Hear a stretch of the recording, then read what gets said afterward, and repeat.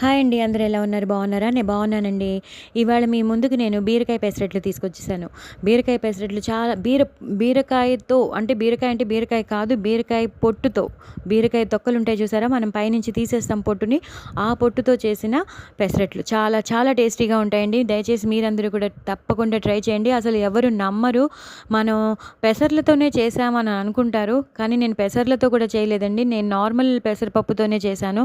కానీ తిన్నవాళ్ళు మాత్రం మామూలు మనం పెసర్లు నానబెట్టుకుని చేసామేమో అని అనుకుంటారు. అంత టేస్టీగా ఉంటాయండి. అంత అంత అసలు ఇంత కూడా డిఫరెన్స్ ఉండదు. అంత బాగుంటాయి. సో దాంట్లో మీకు ఏ చట్నీ కావాలంటే ఆ చట్నీ నంచుకోవచ్చు. టమాటో కానీ, అల్లం చట్నీ కానీ, పల్లీ చట్నీ కానీ, కొబ్బరి చట్నీ కానీ, మీ ఇష్టం. మీరు ఏ చట్నీ కావాలంటే ఆ చట్నీ నంచుకోవచ్చు పెసరట్లో. అలాగే ఉప్మా కూడా చేసుకుంటారు. పెసరట్టు చేసుకుని మధ్యలో ఉప్మా పెట్టుకుని కూడా తింటారు. పెసరట్టు ఉప్మా చాలా ఫేమస్ కాంబినేషన్ కదండి. సో అందుకని నేను చెప్తున్నాను. సో నేను ఆ రోజు మాత్రం బీరకాయలు తెచ్చారు కదా అని నేను బీరకాయ పొట్టు నేను ఎప్పుడు వదలనండి. మా అమ్మగారు అయితే బీర పొట్టుతో కూర కూడా చేసేసేవారు. చాలా టేస్టీగా ఉంటుందండి బీరపొట్టు కూర.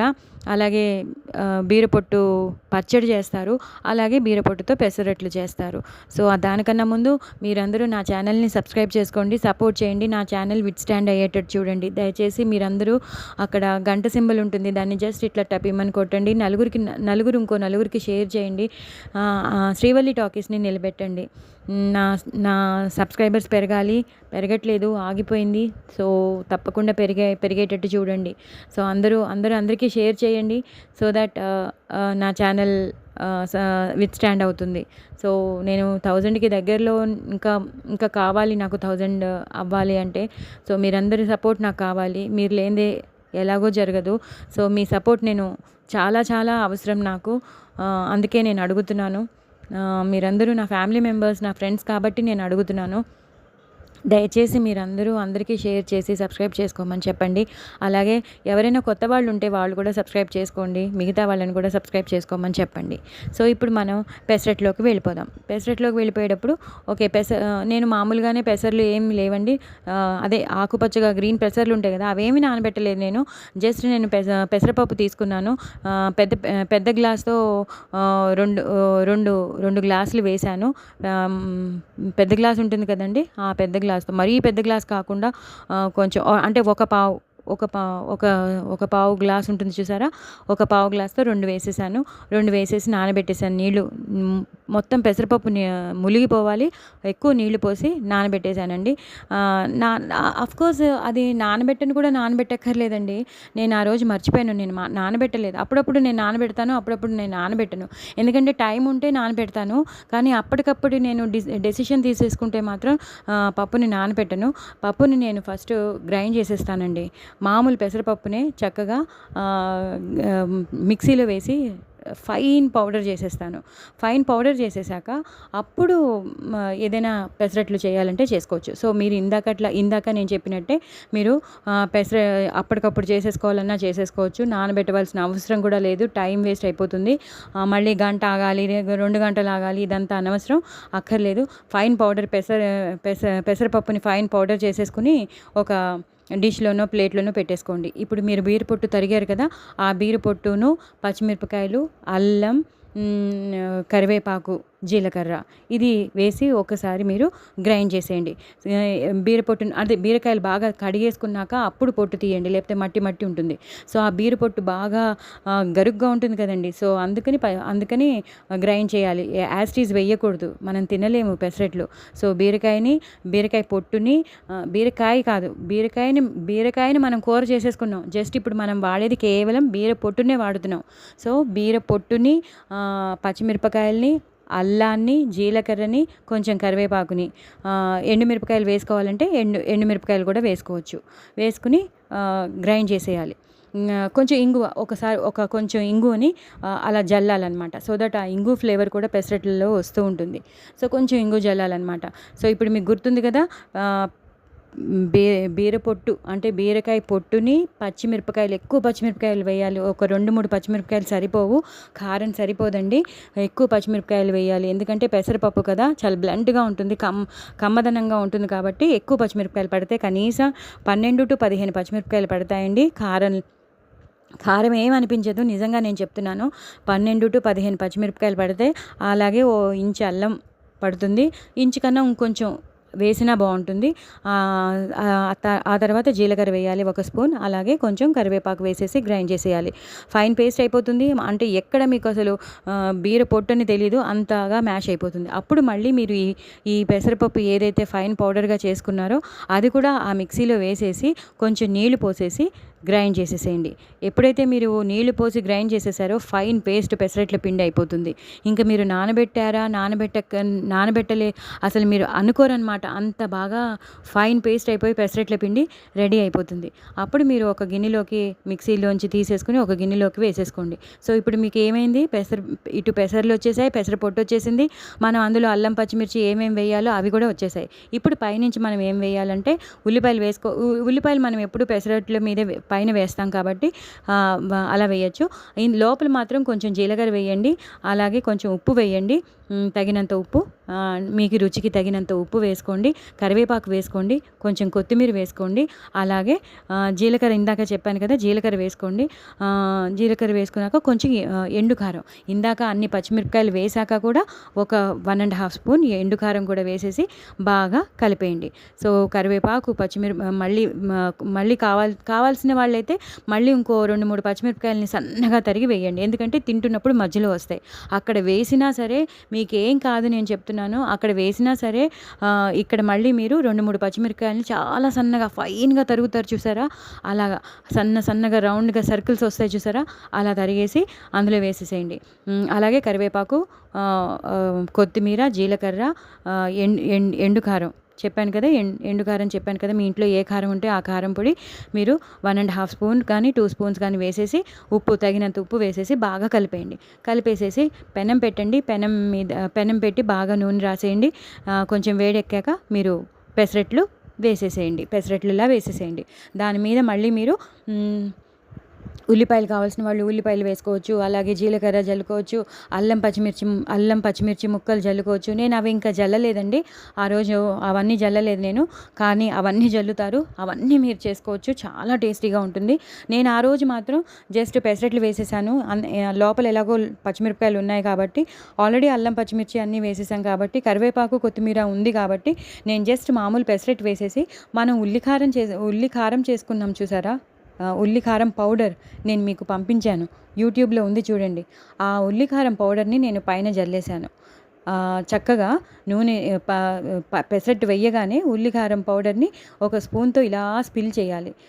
మొత్తం అన్ని చోట్ల, అంటే మధ్యలోకి అలా కార్నర్స్ అలా మొత్తం అన్ని చోట్ల మొత్తం పెసరట్టు మీదంతా అలా స్పిల్ చేయాలి. సో దట్ ఆ కారం అంతా ఆ పెసరట్టుకి అంటుకుపోయాక మళ్ళీ దాన్ని ఒక 2 నిమిషాలు పోయాక పెసరట్టు తీసేసి మళ్ళీ తిప్పి ఒక నిమిషం ఉంచేసి తీసేసేయాలి.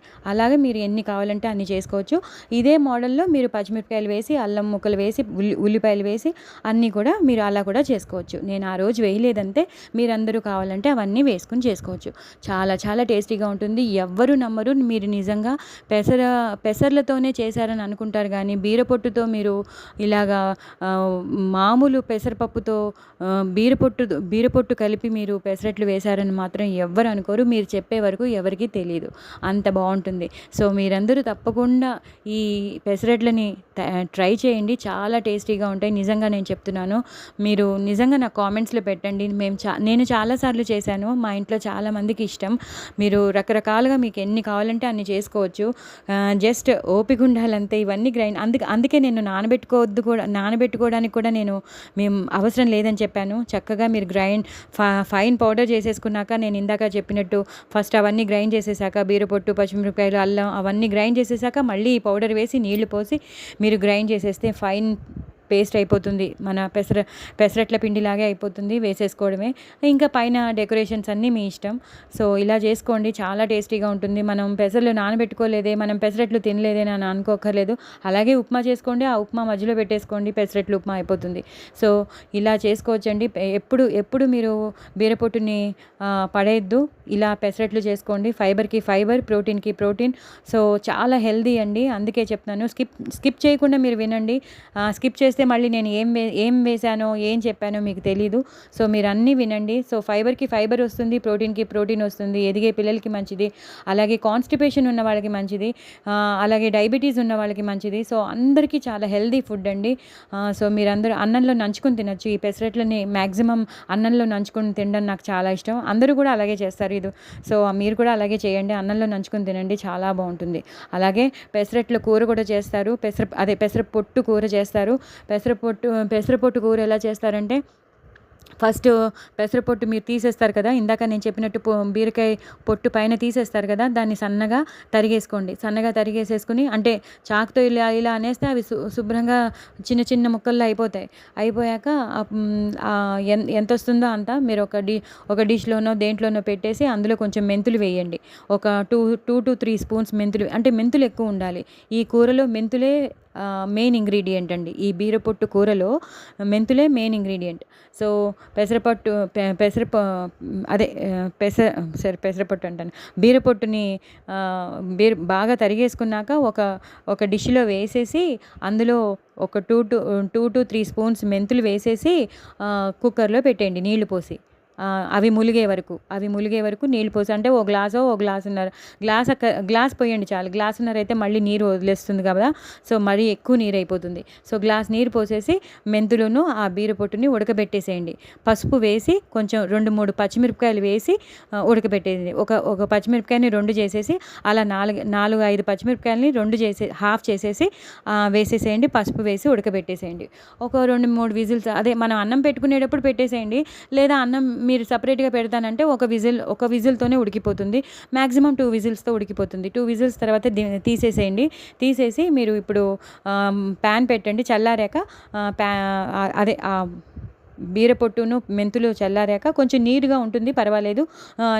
కొంచెం నీరున్నా పర్లేదు. ఎక్కువ నీరుంటే తీసేసేయండి ఒక వేరే దానిలోకి. కొంచెం నీరుంటే మాత్రం కంపల్సరీ యూస్ చేసేసుకోండి. ప్యాన్ పెట్టండి. ప్యాన్ పెట్టి అలా మీరు ప్యాన్ పెట్టేసి నూనె వేయండి. నూనె వేసి ఆవాలు, జీలకర్ర, మినపప్పు మంచి ఎక్కువ వేయండి, కట్టకట్టలాడాలి. శనగపప్పు వేయరండి. ఓన్లీ ఆవాలు, జీలకర్ర, మినపప్పు, పచ్చిమిరపకాయలు, ఎండుమిరపకాయలు, కరివేపాకు వేసేసి కొంచెం పసుపు వేసేసి, ఇందాక ఆల్రెడీ అక్కడ పసుపు వేశారు, సారీ అండి మెసేజ్ వచ్చింది. సో మీరు ఆవాలు, జీలకర్ర, మినపప్పు ఎక్కువ వేయమని చెప్పాను కదా, అంటే 2 to 3 స్పూన్స్ మినపప్పు, ఎండుమిరపకాయలు, పచ్చిమిరపకాయలు, మినపప్పు, ఆవాలు, జీలకర్ర, కరివేపాకు వేసేసి కొంచెం పసుపు వేస్తే వేయండి. లేదు ఇందాక వేసాం కాబట్టి అవసరం కూడా లేదు. అవన్నీ మినపప్పు బాగా వేగిపోయాక అప్పుడు మీరు ఈ డిష్లో ఉన్న బీరపొట్టును మెంతులు ఉన్నాయి కదా, దాన్ని ఈ పోపులో వేసేసేయండి. నీళ్ళతో సహా వేసేసేయండి. నీరు అంటే కొంచెం నీరుంటే వేసేసేయండి. ఎక్కువ నీరుంటేనే వేరే గ్లాస్లోనో వేరే కప్లోకి ఆ నీరు తీసేసేయండి. కానీ తక్కువ నీరుంటే మాత్రం యాజ్ ఇట్ ఈస్ ప్యాన్లో వేసేసేయండి. ప్యాన్లో వేసేస్తే అదే కొంచెం సేపు హైలో పెట్టేస్తే ఆ నీరంతా ఇంకిపోతుంది. ఇంకిపోయాక మామూలుగా అయిపోతుంది, మళ్ళీ డ్రైగా అయిపోతుంది. ఎందుకంటే బీరపొట్టు కదండి, అంత ఫైబర్ అనమాట. సో ఈ బీరపొట్టు, ఈ మెంతులు, ఈ పోపు చాలా చాలా టేస్టీగా ఉంటుంది. కరివేపాకు ఎక్కువ వేయండి. అలాగే మీకు తగినంత ఉప్పు వేసుకోండి. ఉప్పు వేసుకుని కొంచెం వేసామా లేదా అన్నట్టు హాఫ్ స్పూన్ ఎండుకారం, మీ దగ్గర ఏ కారం పొడి ఉంటే ఆ కారం, ఎండుకారం కొంచెం వేయండి. వేసేసి కలిపేసేయండి. కలిపేస్తే ఒక 5 to 6 minutes 7 minutes అలా ఫ్రై చేస్తూనే ఉండాలి. ఎందుకంటే దాంట్లో ఉన్న నీరంతా వెళ్ళిపోవాలి. ఆ బీరపొట్టుకు ఉన్న నీరు మనం ఉడకబెట్టాం కాబట్టి ఆ నీరు అంతా ఇంకిపోవాలి. జస్ట్ మనకి ఆ పోపు, బీరపొట్టు, మెంతులే మనకి కనిపించాలి, కరివేపాకు ఇలా కనిపించాలి. బాగా ఫ్రై చేయాలి. కొంచెం టైం పడుతుంది, హైలో పెట్టుకోకండి. నీరుంటే మీడియంలో పెట్టుకోండి. నీరంతా ఇంకిపోయాక మాత్రం సిమ్లో పెట్టుకుని ఒక 8 to 10 minutes అలా సిమ్లోనే వేయిస్తూ ఉంటే అది బాగా మంచిగా ఫ్రై అయిపోతుంది. పొడిలాడుతూ చాలా బాగా వస్తుంది. ఇలాగా బీరపొట్టుతో కూర కూడా చేసుకుంటారండి. సో మీరు కూడా తప్పకుండా ట్రై చేయండి. నా ఛానల్ని సబ్స్క్రైబ్ చేసుకోండి, సపోర్ట్ చేయండి. మరిన్ని రెసిపీస్ మీకు నేను ఎన్నెన్నో తీసుకొస్తాను. నాకు తెలిసినవన్నీ నేను మీకు తప్పకుండా తీసుకొస్తాను. దయచేసి మీరందరూ నా ఛానల్ని సపోర్ట్ చేయండి, సబ్స్క్రైబ్ చేసుకోండి, నలుగురికి షేర్ చేయండి. ఓకేనా అండి? మరిన్ని రెసిపీస్తో మేము ముందు ఉంటానండి. బాయ్ అండి.